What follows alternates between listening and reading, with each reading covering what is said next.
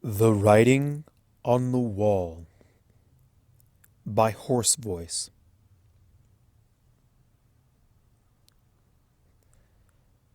The pyramid's perfect geometry stood sharp against the Iblis Desert's smooth curves. Its shadow, growing in the late afternoon sun, brought an early twilight to the outpost of modernity that covered the flattened ground at its base. Though one of the last to arrive, Daring Do felt the familiar thrill of discovery, a swelling in her chest and a fire behind her eyes. It was not quite the largest ruin she had seen, but even at this distance, she could tell it was the most well-preserved. She flashed a smile and waved at the bridge of the airship, whose pace she had been matching, then wheeled away and dove, spiraling toward the pyramid before letting a desert zephyr carry her toward its summit. Once a sharp point, the apex was now weather-worn enough to perch on, and Daring balanced upon it, wings outstretched like a tightrope walker's pole, and gazed down the smooth granite walls at the scene beneath. Tiny shapes of ponies moved among clusters of tents and prefabricated buildings. Several began to hurry toward the makeshift airship landing pad on one side of the camp, as the ship that had carried Daring most of the way from Manhattan began to descend. At the pyramid's base was a rough tunnel entrance, about large enough for 3 ponies to comfortably walk abreast. "Started without me, huh?" she said aloud.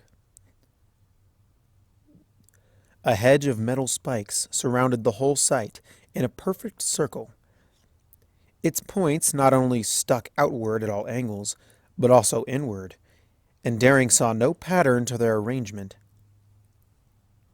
4 stallions, standing on one another's backs, might almost reach its topmost point, and it was half again as wide as it was high.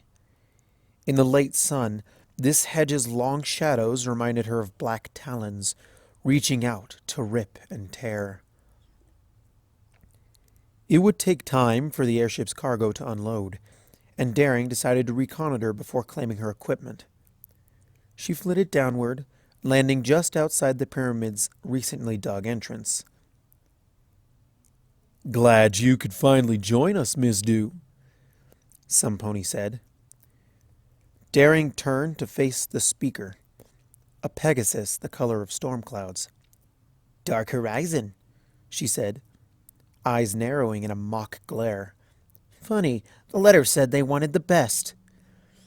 "Yes," Horizon said, "but they thought I might need backup." Daring chuckled, having known he would counter her needling. She sometimes let him hold his own in minor skirmishes, just so it would not seem one-sided when she inevitably proved his better. As the coup de grace, she planned to take him unawares, pin him to the ground, gloat a bit, and steal a kiss. Perfect. In fact, being hired for the same job might be just the opportunity. "Well," she said, "since this is our first time working together, I suggest I should ask what you know." She looked again at the granite wall beside him. "They said it's the oldest archaeological site ever found, but I know that's not right, 'cause masonry this advanced was invented about 1,500 years ago. So—" "Oh, they didn't tell you." Horizon grinned. "You better brace yourself." "All right." Daring grinned back. "Hit me." "It's 71,000 years old." "Nice try. Magic aura dating doesn't go back that far." "I know. There's an astronomical calendar inside." "All right," Daring said, moving toward the doorway. "Let's see." She gestured toward it with a foreleg. "Ladies first." "Of course," Horizon said, taking the lead. "I know you sure don't qualify." The two walked in single file through the long, chiseled tunnel, lit at intervals by kerosene lamps. "Watch out, by the way," Horizon said as they walked. The director doesn't like how late you are. Hey, that's what you get if you call me when I'm in the jungle. Daring snuck a glance at his haunches before continuing. They're just lucky I was on the way home when the letter got to my house. Well, be warned.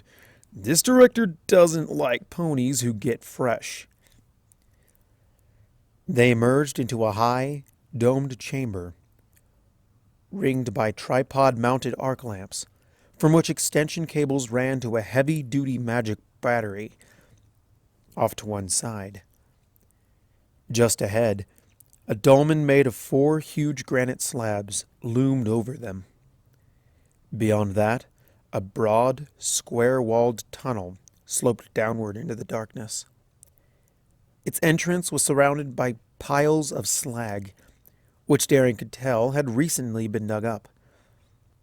Among all of this, a hoofful of ponies moved to and fro, some of whom paused briefly upon noticing the new arrival before proceeding on their respective business. Horizon led Daring into the dolmen, and she looked around, impressed. Chiseled letters densely covered the first 2 walls and most of the third. Only the lower fifth of the right hoof wall was untouched, the letters ending 3/4 of the way across the slab. She picked out dozens of alphabets, each with its own section on the wall, and found herself amazed and a little perturbed that she did not recognize a single one. "Look at that," Horizon said, glancing upward. Pictograms also covered the ceiling. Daring took off, and slowly hovering across the chamber's ceiling, scrutinized them. Some of the carvings were arranged into something like the staves and bars of sheet music, but instead of notes, small points were connected by lines to a central, slightly larger ring-shaped glyph. The pattern changed from one bar to the next, with the dots shifting and the ring remaining in the center. "What do you think?" Horizon said, flying up to join Daring. Stars, right? She said, pointing to the dots. Horizon nodded.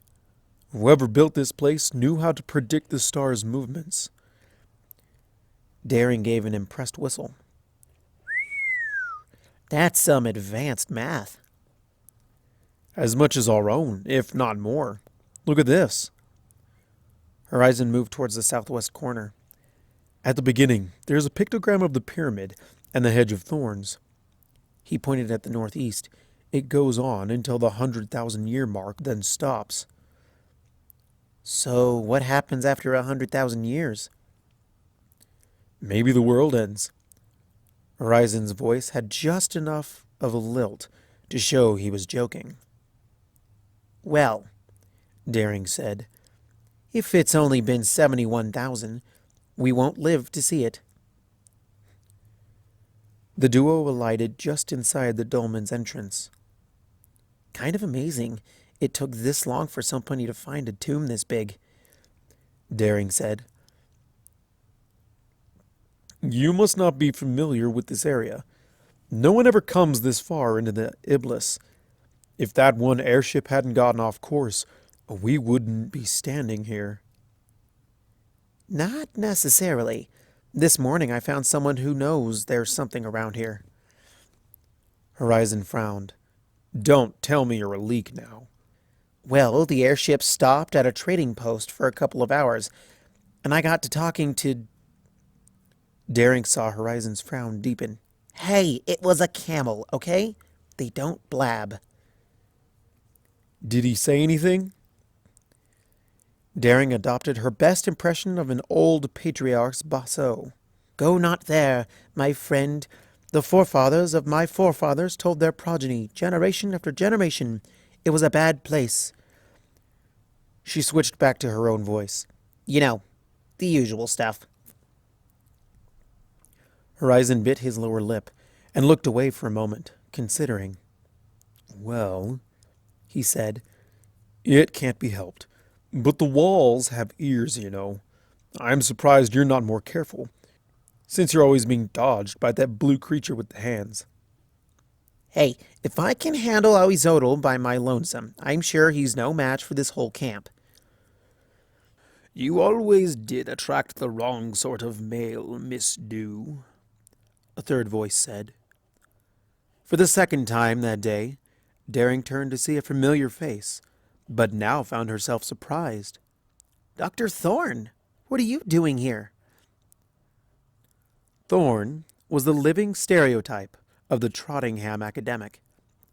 Past middle age, with a graying mane and perfectly round spectacles. He always carried his snout slightly raised, as if the weight of his oversized brain made his head tilt back. Daring usually found ponies like this funny, but Thorne brought back certain memories, and part of her wondered if he was about to criticize her for something. The directors saw fit to bring me here for my expertise in the field of dead languages, Thorne said. Incidentally, I read your report on the expedition of Pojola. I took it in lieu of your final term paper and gave it a B+, not accounting for it being 5 years late. Well, thanks for giving me a break. She stopped herself before the word "sir" could slip out. I wouldn't have if not for your discoveries. Now then, has Horizon explained the glyphs? Just the ones on the ceiling. Oh? Thorne somehow peered down at Horizon, despite being a little shorter. You don't think much of the letters? I was getting to that, Horizon said quickly. He had also once been Thorne's student. It is just as well, Thorne said, turning toward the dolmens in her walls. Allow me. He began projecting his voice, as though he was back in his lecture hall and not speaking to two graduates in the middle of a desert. All of the writing systems you see here are the sole examples known to modern civilization, with a single exception. That at the bottom of the rightmost wall, which according to other experts present at this site is approximately 5,000 years old. 5,000? So, we're not the first ones here. Indeed. Initially, only the top half of the leftmost wall had any inscriptions. From there, moving top to bottom and left to right, they grow progressively younger and, I'm told, easier to accurately date. So, in other words, Daring raised an eyebrow. Everyone who found this place broke in, translated it in their own language, added it to the tablet, and sealed it back up again? Quite right. The entryway behind you already existed, but was sealed by masonry of the same age as the youngest inscription. The first teams to arrive here simply reopened it. Thorne pointed to the third wall, but the seal on the large tunnel heading underground was older, about 26,000 years. Several sets of inscriptions upward. We find one of the same age. That means, Horizon said, not everyone who opened the outer entrance opened the tunnel as well. Daring tapped a hoof against her head, brow furrowed in thought. Think maybe the builders left most of the wall space blank on purpose? To allow for future translations? Thorne gave a short nod, a sign that a student had impressed him a little. Yes, that is a valid hypothesis. Well, Daring said, wouldn't be the first time a tomb got resealed by would-be robbers. Once there was this... I'm sure he's heard that story, Daring, Horizon said, interrupting. Thorne continued. In addition, the old glyphs are several different alphabets, so the message was meant to be widely read. I must confess, I find myself at a loss as to why an architect would make certain of this, and then build a hedge of metal thorns to keep potential readers away. Well, Daring said, looking scary is the first line of defense for a lot of old tombs. Obviously, anyone with wings can get over the thorns, So either there were no intelligent species with wings back then, or that's why those thorns are there. On an impulse, she screwed up her courage and decided to try something she had never done before, needling the professor. You know, with that in mind, if this place is anything like others I've seen, I can pretty much tell you what the writing on the wall says. Oh, do tell. Daring leaned back on her hind legs and haunches and waved her forelegs like a mad prophet. This is the tomb of the great and terrible so-and-so. Look upon my works, ye mighty, and despair. Whosoever steals the treasure will face the god's curse, and the sky will fall on their heads, etc. She stood back up and waved a hoof dismissively. See enough of these, you can pretty much guess what they say. Miss Dew, you disappoint me, Thorn said. Have you not stopped to think of how many tens of millennia passed between this artifice's construction and the next youngest civilization we know about? No other message has survived even a fraction of as many years. Culture after culture lived and died, while this place remained. Furthermore, an inscription translated by generations of visitors is unprecedented. It is our obligation to try to understand it. Daring knew all of this was true, but she pushed her luck anyway. So, it's the world's longest-running chain letter.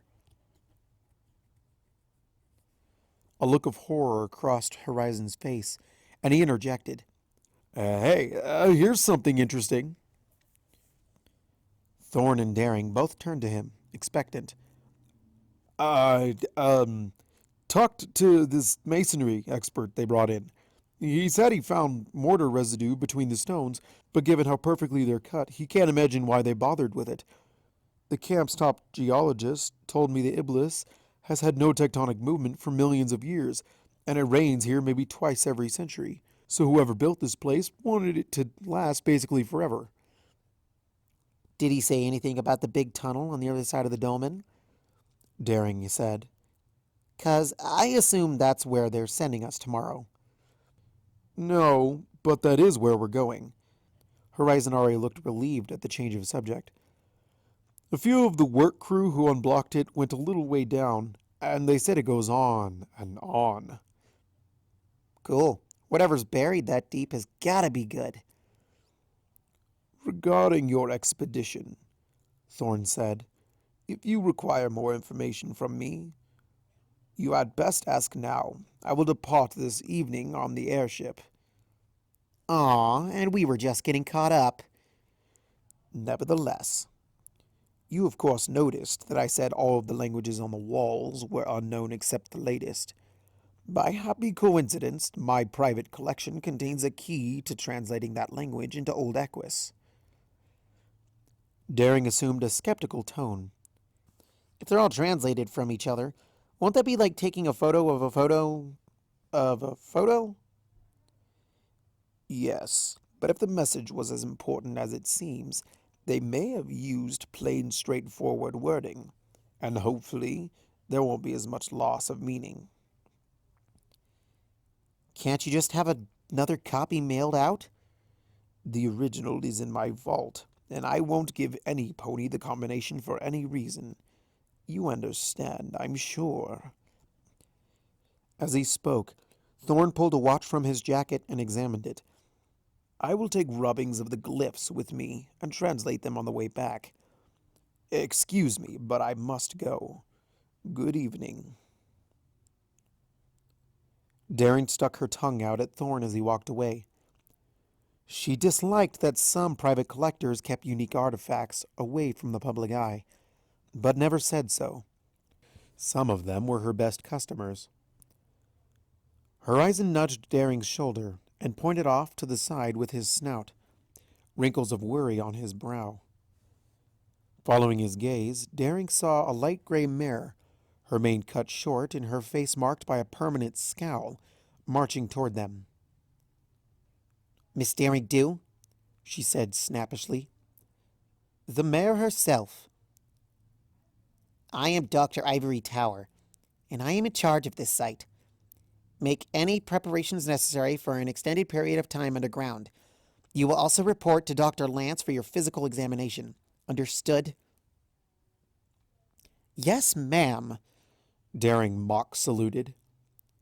Tower's scowl somehow deepened, and she turned and marched away, reminding Daring of a clockwork toy.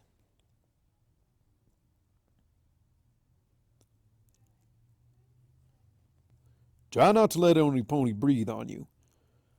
Dr. Lance was one of those professionals who seemed to never turn his businesslike manner off for any reason.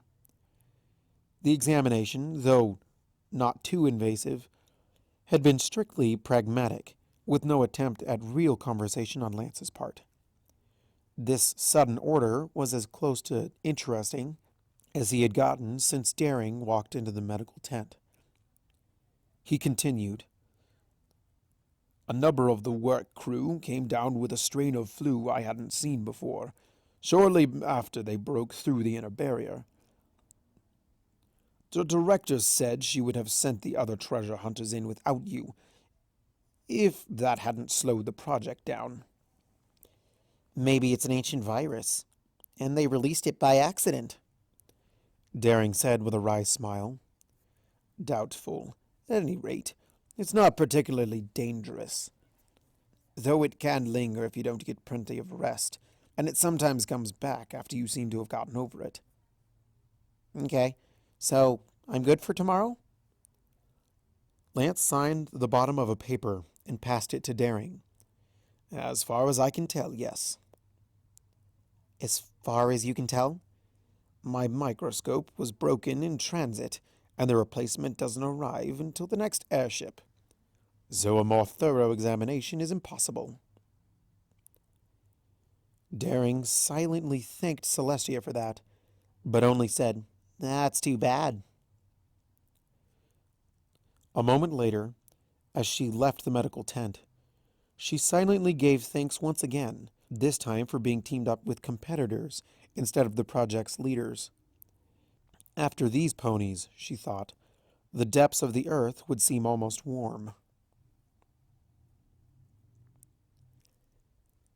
Daring was the only one left inside the pyramid when the camp's activity wound down for the night. She had a personal tradition, when beginning a journey, of bivouacking at the head of the next morning's trail. Though no stranger to the desert night's cold, she found herself turning over in the dark, thinking of the tunnel whose entrance began a few hoofsteps from where she lay. What was it that some previously unknown civilization wanted kept safe into eternity? It must be something special, not just valuables or king's bones. Maybe, just maybe, it was the find no archaeologist or treasure hunter dared to dream of. A last will and testament by a culture that wanted to be remembered for all time and had preserved its combined knowledge. And if they were advanced enough to build such a long-lasting structure, they might have known things no later culture discovered. This find might change the world. With that thought, Daring leapt to her hooves, lit the nearest kerosene lamp, clenched it in her teeth, and took off down the tunnel. It was vaguely square-shaped, with rough-hewn walls, and its slope was gradual. After galloping for a few moments, Daring flared her wings and glided down the tunnel, checking her speed only enough to prevent a crash should a sudden obstruction appear. On it went. Daring had left the outer ruins' perimeter some time ago. She reasoned the builders must have used the gradual incline to haul slag out from the diggings. A ramp like this would be used to make the job easier, suggesting they needed a lot of underground space. There might be a whole city down there. At last, the tunnel began to curve to the right. Daring alighted and considered the lamp. It had not been full when she had taken it, and if the next length of tunnel was as long as the first, The kerosene would run out before she could regain the surface. She might even find herself in the dark before reaching the bottom. But now that she was so much closer, she could not turn around just yet. She turned the light down as low as possible, without dousing it, and stood still in the darkness. A mild wind from the passage ahead, brought forth by the cooling surface of the earth, teased Daring's mane. If she listened carefully and emptied her mind, it seemed to her as though the tomb itself was breathing out. She remained there a while, taking slow, deep breaths of the millennia-old air. She stopped trying to imagine what lay below, instead taking in the ambiance of a place no one had seen in thousands upon thousands of years. Soon, she lost track of time. After a while, she roused herself, turning the flame back up, and reluctantly began flying back to the surface. Tomorrow. Yes, tomorrow she would go all the way.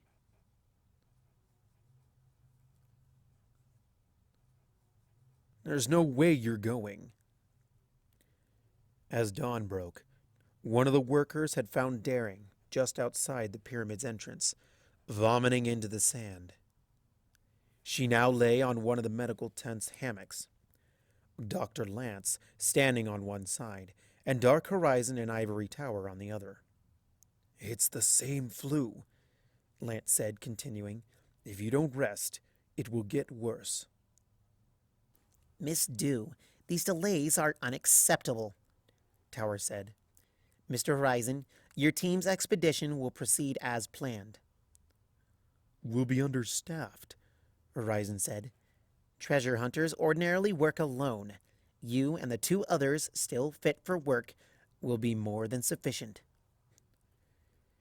With a deep breath, Daring mustered the strength to speak. He's right. I don't know about you, but I think a tomb that gets opened and sealed up again is real suspicious. You don't know what the walls say either. You guys could... How many archaeological sites have you plundered? The doctor's tone suggested an unwillingness to argue. I lost count. And how many have contained anything more dangerous than the sort of traps you or Mr. Horizon are qualified to deal with? Well, I don't know about him, but Miss Dew, you were only invited on this expedition because its sponsors wanted insurance. Now, they want results more. Furthermore, this is an inconvenient time for an allegedly fearless treasure hunter to start believing warnings on tomb walls. Well, Dr. Thorne said he only said that they might be warnings. I am fully confident in the other treasure hunter's abilities. Excuse me. With that, Tower marched from the tent. Lance moved from Daring's vision, and she heard him scratching a quill on paper. There was a clip-clop as Horizon's hooves shifted a bit with... what? Nervousness? Daring closed her eyes and tried to relax. "If it helps, I was looking forward to working together," he said at last. His hoofsteps faded into the distance.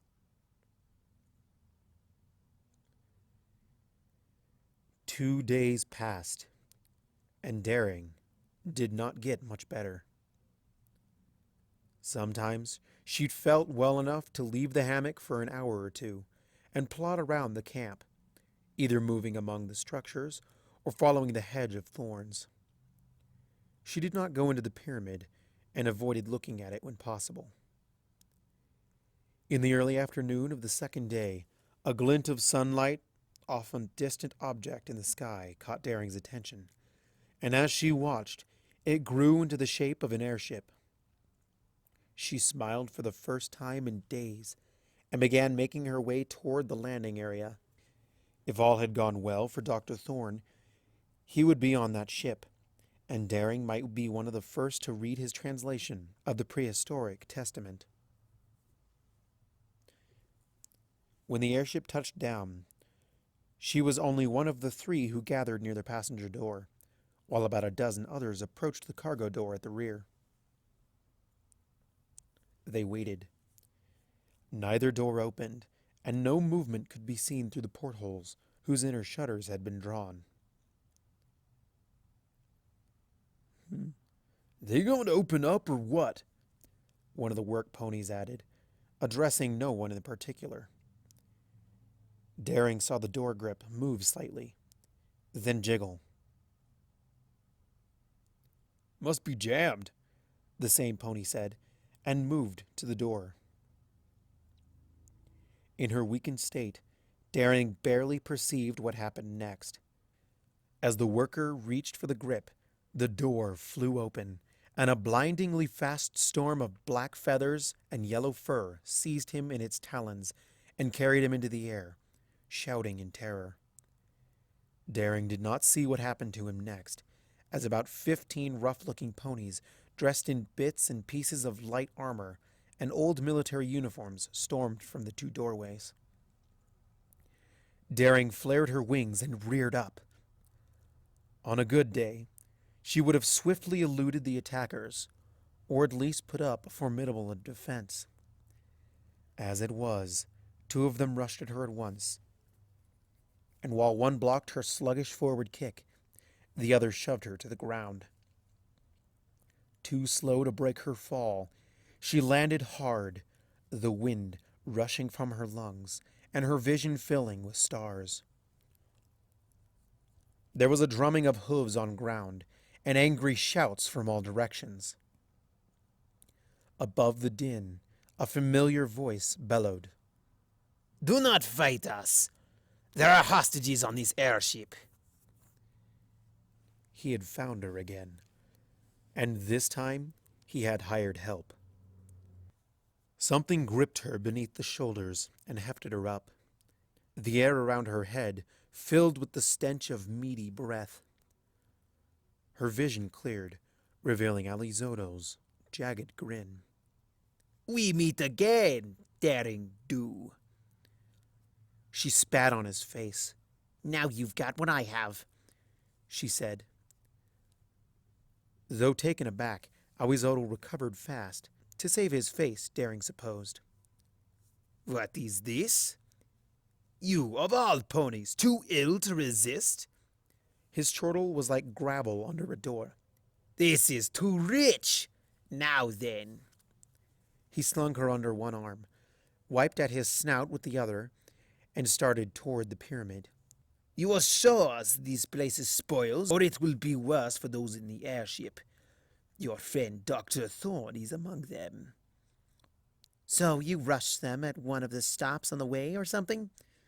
With ease. Looking around, Daring saw most of the camp had gathered around the landing area. Many looked angry, and outnumbering Awizotl's mercenaries, would probably have rushed them, if not for the hostages. They made way as Awizotl passed, flanked as he was by a mean-eyed, tan earth stallion and the black-feathered griffin who had led the attack. I bet they don't even have hostages, some pony off to the side said. But Daring was sure no pony would risk it. Slung under one arm, Daring could not look ahead of the little group. She did not see why Awizotl stopped a few meters short of the pyramid, nor why everyone present fell silent, mouths open and eyes staring at something ahead. What's going on? She said. To Daring's surprise, Awizotl dropped her. As she shakily pushed herself to her hooves, she noticed everyone present staring, mute, at the pyramid. She looked toward it and gasped. There in the doorway stood Dark Horizon. Patches of his coat, mane, and feathers had fallen out, and festering sores turned the bare hide an angry red. A trail of dried blood ran from his nose and mouth down to his chest. His glazed eyes stared at nothing. Before anyone could react, his legs gave way and he crumpled to the ground. His torso convulsed, and he vomited a little bloody foam. A sickly rattle emanated from his throat, and he moved no more. Dark? Daring began to struggle toward him. Her enemies did not stop her. A doctor! The gravel voice shouted. Whoever is this camp's doctor, come forward. As she reached the body's side, Daring heard Lance's voice say, "Here I am," from somewhere close behind. There was unease in its timbre. Tell me what happened to him, Oizodel said. As she looked for a sign of life from the mess that had once been Dark Horizon, Lance approached from her right, and keeping as far from the body as possible, began scanning it with a beam of light from his horn. With magic grip, he then rolled it over and repeated the examination. At last, Lance leaned on his haunches, and his face creased with thought. "There is no evidence of physical assault," he said. "It's as though something broke his body down at the cellular level." Then it was powerful magic. "I don't sense any, sir." That ain't do. Oizodel's voice was right behind her now. What do you know of this? I mean... She trailed off. "Sir," Lance said, voice still wavering, "it stands to reason a civilization able to build a structure lasting this long could employ microorganisms, unknown to modern science, to defend it.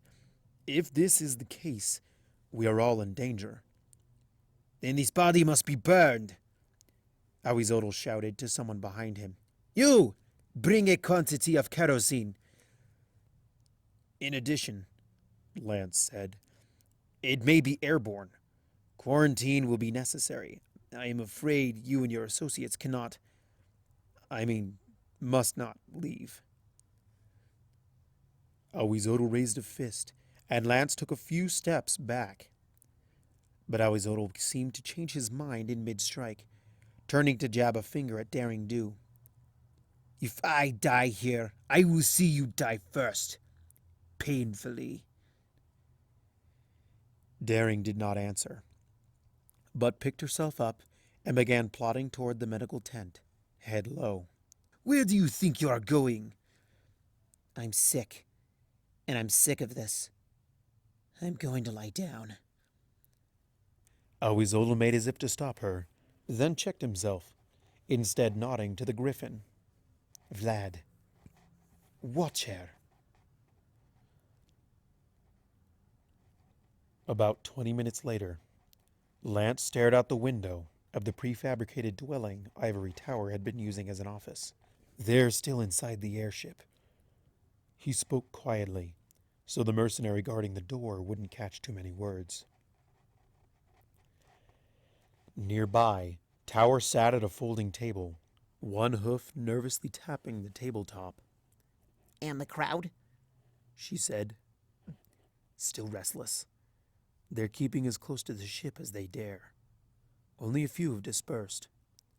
Oizodel's guards look ready to fight. Wait, some pony just came out of the passenger door. He's talking to the guards. One of them is coming this way." Lance closed the curtain and stepped away from the window. A few seconds later, the two heard a shouted command from outside, followed by the drumming of two sets of hooves moving away. Lance opened the curtain again. Now what? Tower asked. Oizodel's crew are offloading the cargo. They're also sending the hostages out. For less weight, I suppose. They must want to put on extra speed to get as far away from here as possible. They're giving up. Tower's voice had an undertone of disbelief. Mercenaries are only proficient in killing organisms large enough to see. Even if Oizodel wants to stay, they outnumber him. Now they're getting into the airship. The window pane shook as a rumble of machinery boomed across the camp. Lance turned to Tower, expecting her to join him at the window, but she only looked at him expectantly. He turned back. Well, obviously that was the engines. Every pony around the airship is clearing the area. We had better send a message to... He began making his way to the door. Tower's hoof tapping finally stopped. Well, it seems your stratagem worked, Doctor. Lance paused and looked back towards her. My stratagem? You guessed they would leave if they were afraid of... I told Awizodl the truth. I don't want to cause alarm, but it's possible every pony in this camp will die soon. Lance's voice remained calm, except for a slight tremble in the last word. He did not turn away from the door. And if Awizodl has become a carrier, the disease may spread wherever he goes. That would mean... Epidemic.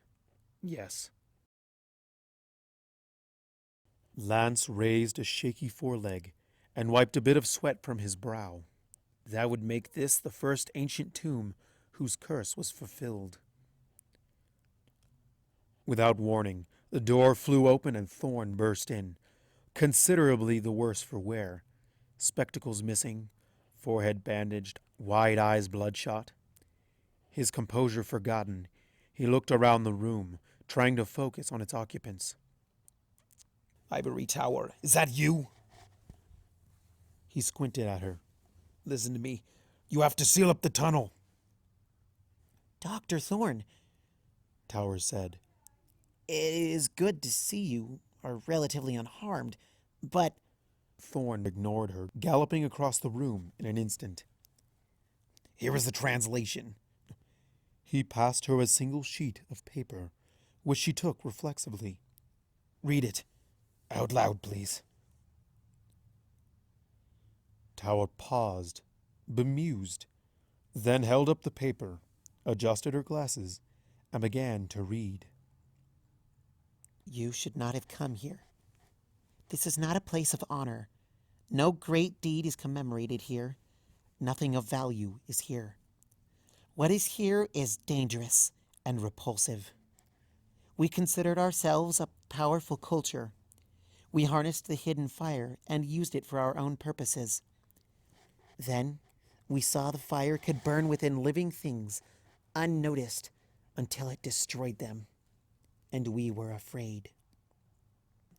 We built great tombs to hold the fire for 100,000 years, after which it would no longer kill. If this place is opened, the fire will not be isolated from the world, and we will have failed to protect you. Leave this place and never come back.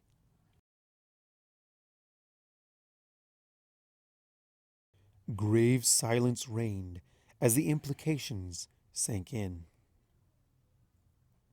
At last, Thorn spoke. There is a blank space at the bottom of the last dolmen wall. We must carve the warning there, in every modern language, then seal the tunnel and pyramid, as they were before. No one must open it again. Burn within living things? Lance pressed a hoof to his head. So those treasure hunters. And it's here too. Maybe in this room. Those workers who got sick. It wasn't a virus. They unsealed the tunnel, and that hidden fire was waiting for them. Tower stood motionless, except for her eyes, which flicked across the page, left to right, again and again. Excuse me, Director? Thorne said. Her attention broke from the page, and she turned to him. Yes? Aside from the crew and the treasure hunters, did anybody else go into the tunnel? Before she could answer, hoofsteps sounded from the doorway, and those present turned toward it. There, jaw slacked and eyes half glazed, stood Daring Do. Bloody rivulets ran from her nostrils and mouth. Help me, She said,